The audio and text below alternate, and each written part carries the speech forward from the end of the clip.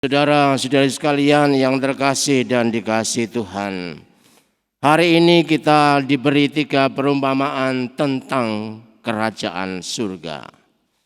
Pertama, seorang pedagang mutiara yang menjual seluruh miliknya untuk membeli harta atau mutiara yang terpendam itu. Kedua, seorang penjala yang memilah ikan yang baik dan yang buruk. Dan ketiga, seorang tuan rumah yang mengeluarkan harta yang baru dan yang lama. Bagaimana mengerti ketiganya dalam satu kesatuan? Mari kita mencoba merenungkannya. Yang pertama, mutiara terpendam. Ada beberapa pertanyaan tetapi jawabannya cukup dalam hati. Pernahkah Anda merasakan rindu pada seseorang? Pernahkah Anda jatuh cinta pada seseorang? Dan pernahkah Anda merasa ingin dekat dengan pribadi lain?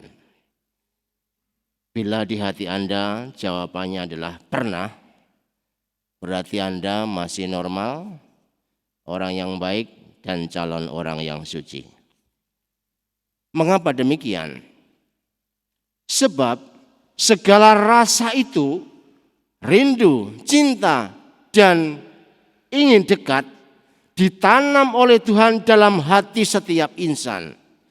Tujuannya pasti agar manusia menjadi satu dengan Tuhan. Kesatuan manusia dengan Tuhan inilah yang dinamakan kekudusan. Santo Agustinus dari Hippo merangkum seluruh pengalaman hidupnya dengan berkata demikian. Terlambat aku mencintai engkau, oh keindahan lama yang selalu baru. Terlambat aku mencintaimu, engkau memanggil, engkau berteriak, engkau menembus telingaku yang tuli. Santo Agustinus merasa terlambat karena begitu lama ia mengabaikan perasaan rindu, semangat cinta dan keinginan dekat. Ia sibuk oleh rasa cemas dan gelisah dan mencari jawaban itu bukan pada Tuhan.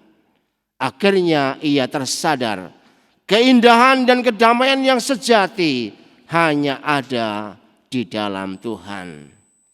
Inilah yang dinamakan harta atau mutiara yang terpendam. Tuhan telah menanamnya dalam lubuk hati.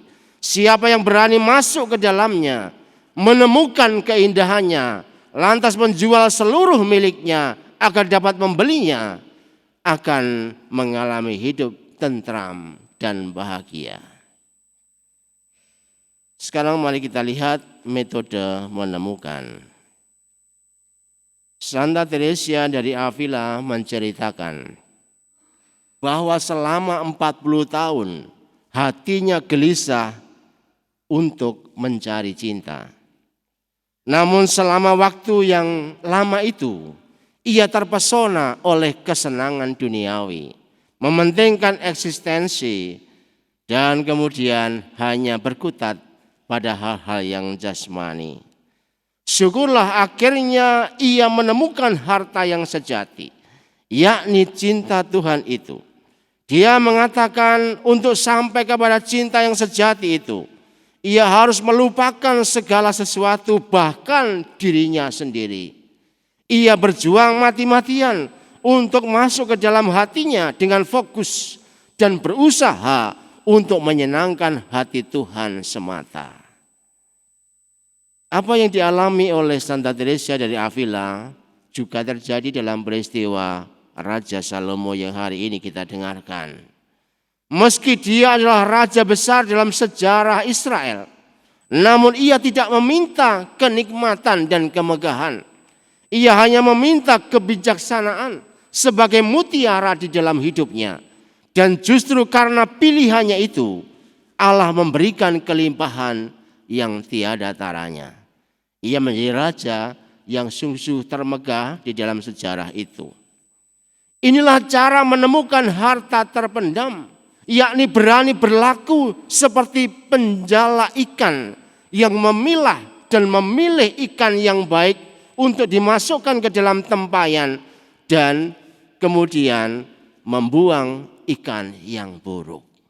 Kalau begitu, mutiara kerajaan surga akan didapatkan oleh orang-orang yang fokus untuk mencari dan berani melupakan segalanya agar kerajaan Allah itu dinyatakan pada dirinya.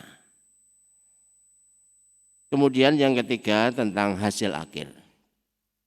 Ada ungkapan yang menarik di sebuah bak truk bagian belakang yang sedang meluncur di jalan tol.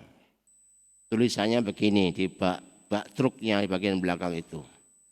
Janganlah kamu mencari uang, tetapi biarlah uang mencarimu. Nah, itu pernyataan di bak truk itu ya. Jadi pernyataan menurut saya keren itu.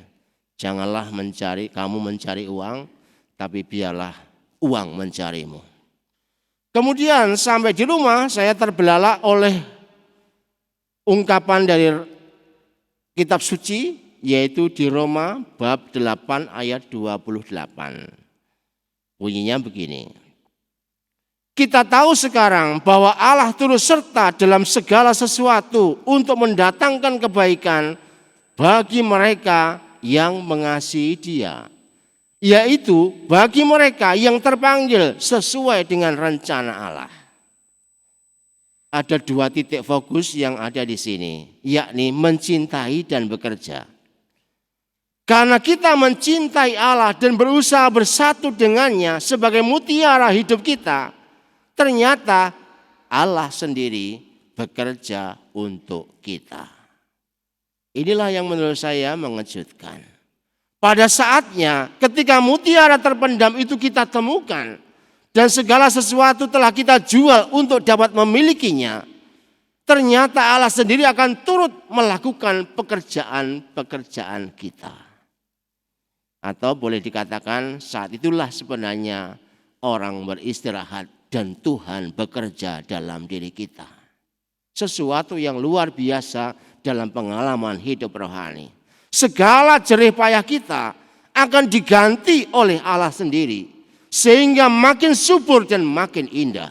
Semua rahmat yang kita perlukan dilimpahkan oleh Allah sendiri. Bagaikan tuan rumah yang mengeluarkan perbendaharaan harta yang lama dan baru untuk kita. Moga-moga Anda terpesona pada mutiara itu. Dan kemudian mencoba mencari dengan kesungguhan hati. Dan rasakan serta lihatlah. Ternyata pada ujung perjuangan Anda, Allah sendiri melakukan pekerjaannya untuk kita. Tuhan memberkati.